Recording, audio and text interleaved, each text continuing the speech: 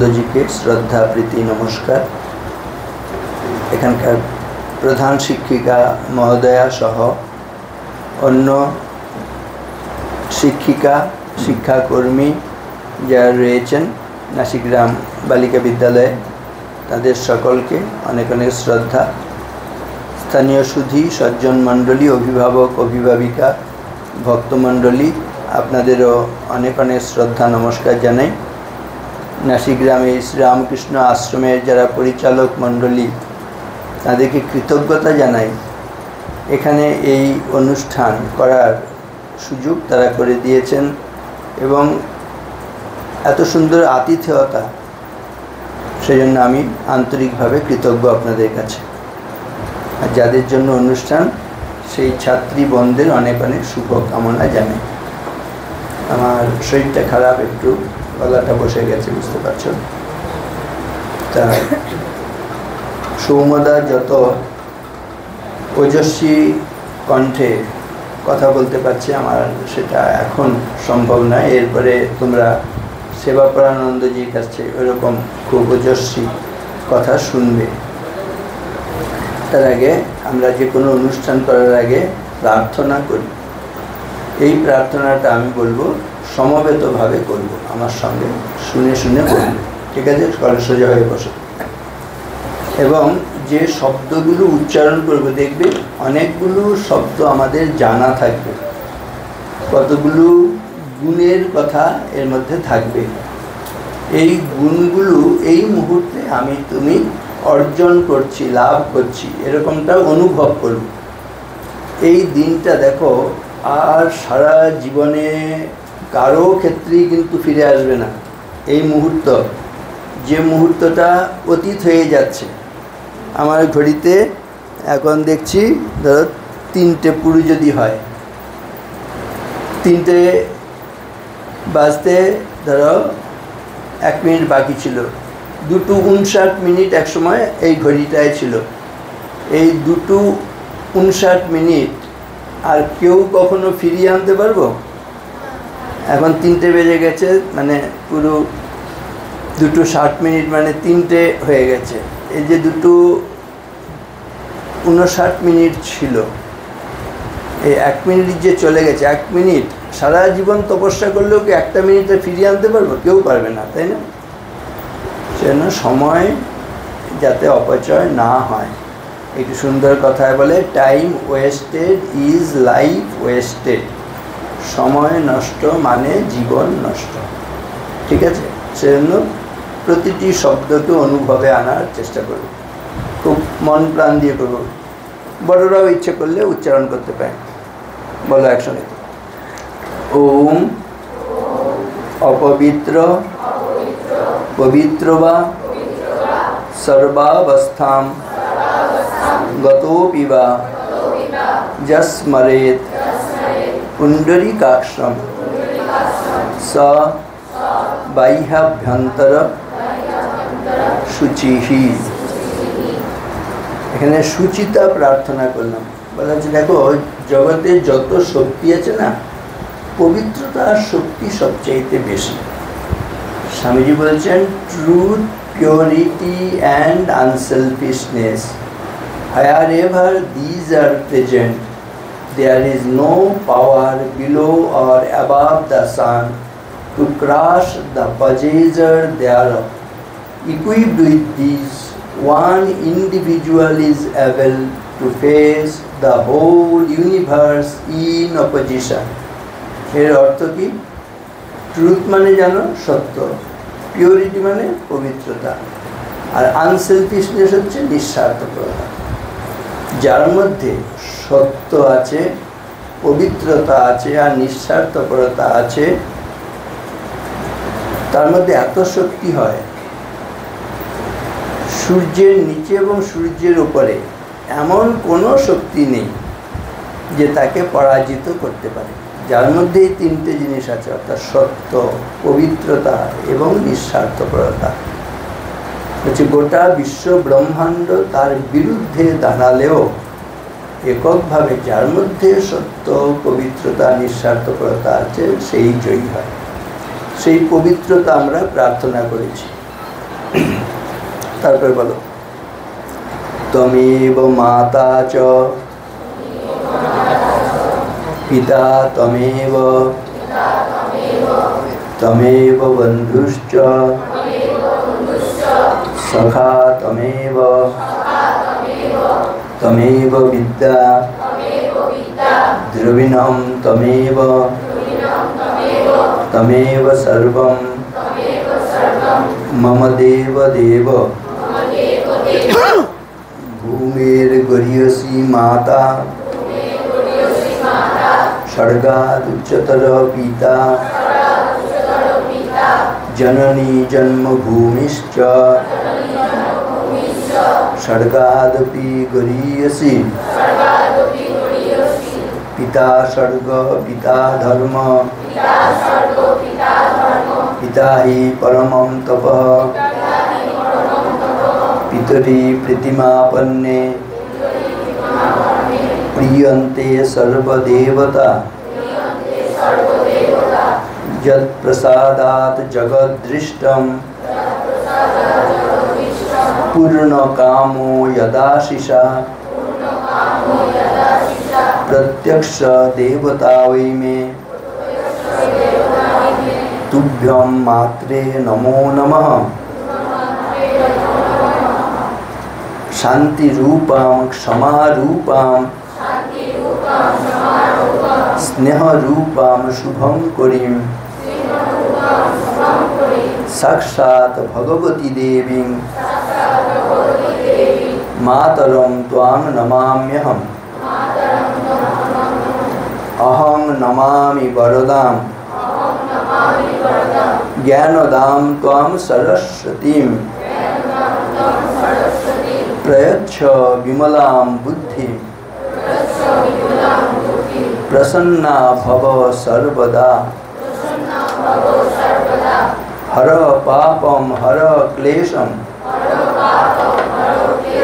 हर शोकं हर दुःखं हर रोगं हर क्षोभं हर मारी हर प्रिये जीवने यावद् आदानं स्यात् प्रदानं ततोऽधिकम् इत्येषा प्रार्थना अस्माकं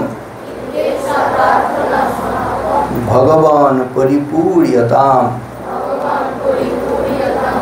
स्वस्ति श्रद्धां यश प्रज्ञां विद्यां बुद्धिं श्रियं बलम् आयुष्यं तेज आरोग्यं देहि मे हव्यवाहन। শেষের যে প্রার্থনাটা করলাম সেটার আগে অর্থ বলি, দেখবে এগুলো আমাদের জীবনের সত্য হলে জীবনটা সুন্দর হয়, মধুময় হয়। কি প্রার্থনা করেছি শেষে? স্বস্তি শ্রদ্ধাম যশ প্রজ্ঞাম। আমাদের জীবনে প্রত্যেকের জীবনের যেন স্বস্তি আসে, কারোর জীবনে যেন অস্বস্তি না হয়। এদিকে বাবা যে কথা বলবে ধরে নেব এখানে যা কথা বলা হচ্ছে তার চাইতে শিক্ষণীয় এবং আরও গুরুত্বপূর্ণ কথা বলছে, তখন আমি তাকে বলবো যে সেই শিক্ষণীয় গুরুত্বপূর্ণ কথা থেকে আমরা কেন বঞ্চিত হচ্ছি? তুমি কানে কানে শুধু তোমার বন্ধুকে বলছো, আমরা সবাই তোমার কথা শুনবো, মাইকটা তোমাকে পাঠিয়ে দেবো, তাই না? না, কোনো অসুবিধা থাকলে বলো, সেটা সবাই শুনে নেবে। কিছু অসুবিধা হচ্ছে ওখানে? গরম হচ্ছে নিশ্চয়ই একটু। যাই হোক, সোজা হয়ে বসো। আবার শেষে কি প্রার্থনা করেছি না? স্বস্তি শ্রদ্ধাম যশ প্রজ্ঞাম। আমাদের জীবনে স্বস্তি আসুক, মানে অস্বস্তি যেন কারো না হয়। এখানে একজনের যদি অসুস্থ হয়ে পড়ে, যত ভালো গান হোক বক্তৃতা হোক, দেখবে সেদিকে মন যাবে না, যে অসুস্থ হয়েছে তার দিকে মন চলে যাবে, তার দিকে যাবে না। সেজন্য প্রত্যেকের স্বস্তি আসুক, এখানে যারা বসে আছে একজনের জন্য অস্বস্তি নেই, প্রত্যেকের জীবনে শ্রদ্ধা আসুক। শ্রদ্ধা মানে কি? আমরা মা বাবার প্রতি শ্রদ্ধা, গুরুজনদের প্রতি শ্রদ্ধাটা জানি, তাই না? এটা করা দরকার নিঃসন্দেহে। কিন্তু স্বামী বিবেকানন্দ বলছেন তার চেয়ে বেশি প্রয়োজন আত্মশ্রদ্ধা। আত্মশ্রদ্ধা কোনটা? না আমি মানুষের মতো কাজ করছি তো, না পশুর মতন জীবনযাপন করছি। দেখো ঈশ্বরের আশীর্বাদে মানুষের জন্মালো, বুকে হাত দিয়ে বলতে পারবো না আমি তুমি সবসময় মানুষের মতন আচরণ করছি। অনেক সময় পশুর মতন আচরণ করি, মানুষেরা দানবের মতন আচরণ করি, রাক্ষসের মতন আচরণ করি, অসুরের মতন আচরণ করি। করছি কিনা বলো? চারিদিকে তাকালে কি দেখছি সমাজে? রবীন্দ্রনাথ বলছেন হিংসার হত্যা, হিংসার উৎসবে আজি বাজে অস্ত্রে অস্ত্রে মরণের উন্মাদ রাগিনী ভয়ঙ্করী, দয়াহীন সভ্যতা নাগিনী তুলেছে কুটিল ফনা চক্ষের নিমেষে, গুপ্ত বিষ দন্ত তার ভরি তীব্র বিষে, হত্যা অরণ্যের মাঝে, হত্যা লোকালয়ে, কীটের গহ্বরে, অগাধ সাগর জলে, নির্মল আকাশে, হত্যা জীবিকার তরে, হত্যা খেলা ছলে, হত্যা অকারণে, হত্যা অনিচ্ছার বসে, চলেছে নিখিল বিশ্ব হত্যার তাড়নে, ঊর্ধ্বশ্বাসে প্রাণ পড়ে। চারিদিকে হিংসার হত্যায় ভরে গেছে। হিংসা হত্যা কার কাজ? পশু রাক্ষস দানবের কাজ। কিন্তু আমরা মানুষরূপী পশুরা দানবেরা যেভাবে হত্যা হিংসা লীলা সংগঠিত করছি, বনের পশুরাও লজ্জায় অধমুখ হচ্ছে না? এরকমটা কেন হয়?